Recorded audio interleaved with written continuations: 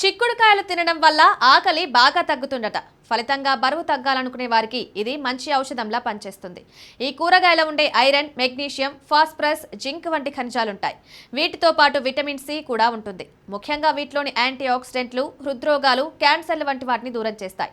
చిక్కుడుకాయల్ని ఆహారంలో భాగంగా తీసుకోవడం వల్ల జీర్ణ సమస్యలు, డయేరియా వంటివి తగ్గడంతో పాటు మధుమేహం, కొలెస్ట్రాల్ వంటివి తగ్గుముఖం పడతాయి.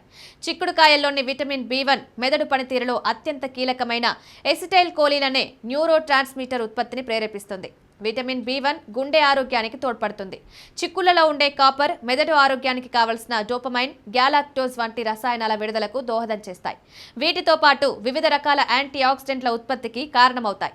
వృద్ధాప్యం వల్ల వచ్చే అనేక వ్యాధుల్ని నివారిస్తాయని పరిశోధకులు చెప్తున్నారు.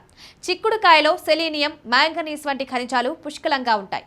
ఇవి ఊపిరితిత్తుల సమస్యలు నిరోధించడంలో సహాయపడతాయి. దీర్ఘకాలిక శ్వాసకోశ సమస్యలతో బాధపడే వారికి ఔషధంలా పనిచేస్తుంది.